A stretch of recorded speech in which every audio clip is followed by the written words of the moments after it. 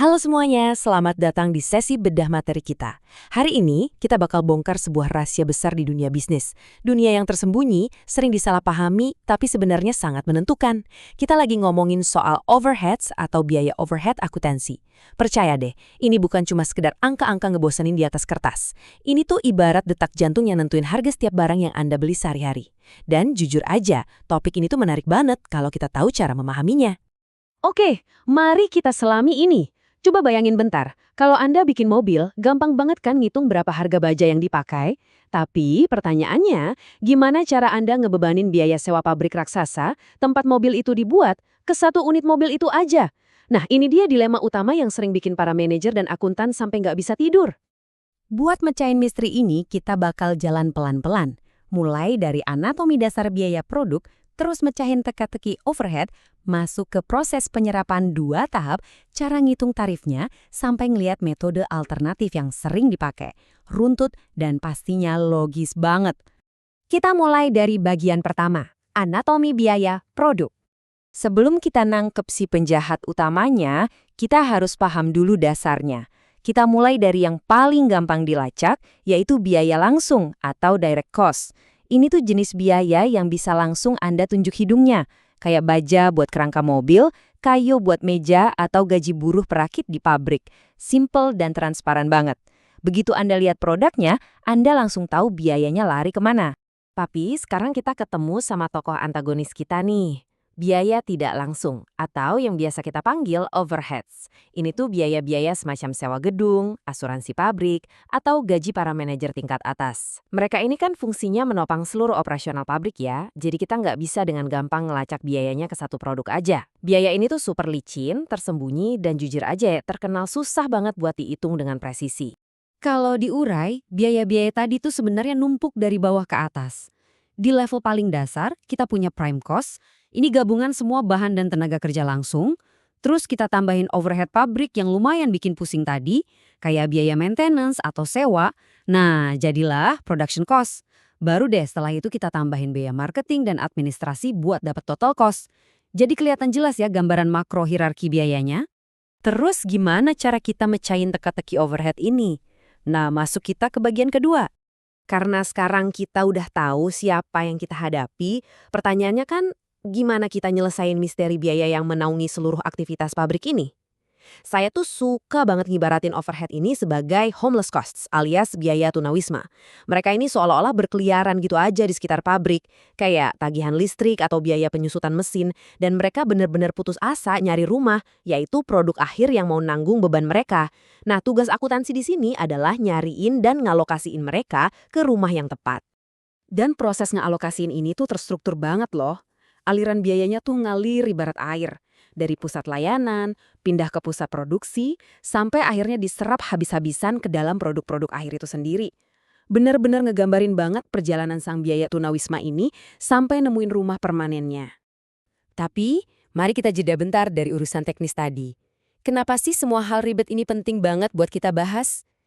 Kenyataannya di lapangan gini, kalau Anda salah ngitung overhead, misalnya nih, Anda narik sewa terlalu mahal ke produk A, tapi terlalu murah ke produk B. Anda bisa benar-benar tertipu. Anda bisa aja tanpa sadar ngestop produksi barang yang padahal menguntungkan, atau yang lebih parah, Anda terus-terusan bikin barang yang diam-diam ngabisin profit perusahaan. Gila kan? Taruhannya nyawa bisnis itu sendiri loh. Makanya, kita butuh solusi. Dan di bagian ketiga ini, kita bakal bahas pahlawannya. Proses penyerapan 2 tahap.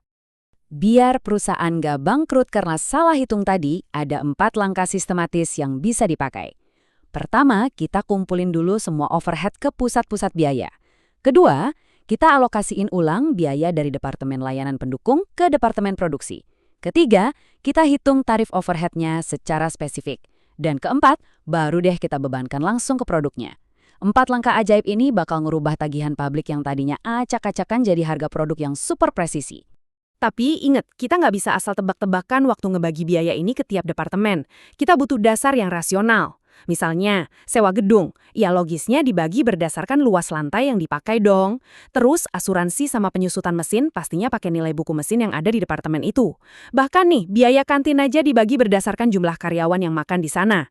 Ini tuh penting banget buat mastiin setiap departemen nanggung porsi beban mereka secara adil dan proporsional. Nah, setelah dibagi secara adil, sekarang masuk ke bagian keempat, menghitung tarif overhead. Kita kan udah nyebarin biayanya ke departemen-departemen, sekarang saatnya main-main sama matematika. Gimana sih cara nempelin biaya yang udah numpuk ini ke produk yang bakal dijual? Ternyata tiap departemen tuh punya bahasanya sendiri-sendiri. Kalau sebuah produk dirakit secara manual, tarif yang dipakai biasanya per jam kerja buruh. Tapi kalau produknya masuk ke ruangan mesin otomatis, ya Anda bakal ditagih pakai tarif per jam mesin. Intinya, kita harus nyocokin aktivitas utama departemen sama cara narik biayanya. Sangat elegan. Dan inilah hasil akhirnya, 267 pound sterling, 41 pence. Angka sepresisi ini dari contoh kasus kita nggak jatuh gitu aja dari langit loh.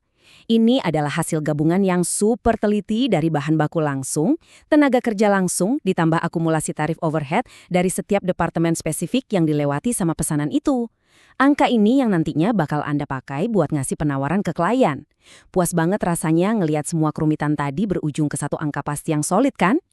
Tapi tentu aja selalu ada cara lain. Mari kita lihat metode pembiayaan alternatif di bagian kelima ini. Di dunia nyata yang dinamis ini, absorption costing atau penyerapan tadi itu bukan satu-satunya alat yang kita punya. Ada perbandingan yang menarik banget nih. Di satu sisi, absorption costing tuh nyapu bersih semua biaya, mau itu variabel atau tetap dimasukin ke produk. Tapi di sisi lain, ada yang namanya marginal costing. Metode ini ketat banget, dia cuma mau ngebebanin biaya variabel aja ke produk. Biaya tetap, kayak sewa pabrik bulangan, murni dianggap sebagai biaya periode waktu berjalan, jadi nggak dimasukin ke nilai stok barang.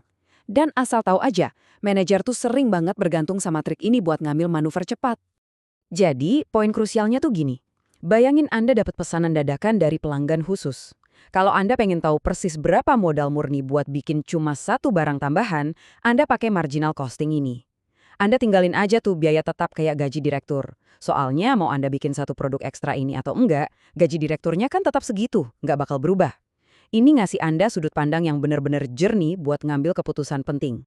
Sebagai penutup tentang metode alternatif, mari kita lihat gimana sistem ini berevolusi. Sistem tradisional kan biasanya pakai alat ukur yang agak tumpul ya, main pukul rata pakai jam kerja untuk seluruh pabrik. Nah, versi modernnya kita punya Activity-Based Costing atau disingkat ABC. Sistem ABC ini detail banget. Dia pakai analisis sebab akibat dan pemicu biaya atau cost drivers spesifik untuk setiap aktivitas kecil apapun di pabrik. Ini benar-benar pendekatan mutakhir yang dirancang khusus buat pabrik-pabrik manufaktur modern yang super kompleks, di mana presisi itu segalanya. Menarik banget kan pembahasan kita kali ini? Nah, sebelum kita udahan, saya mau ngasih Anda satu hal buat direnungin.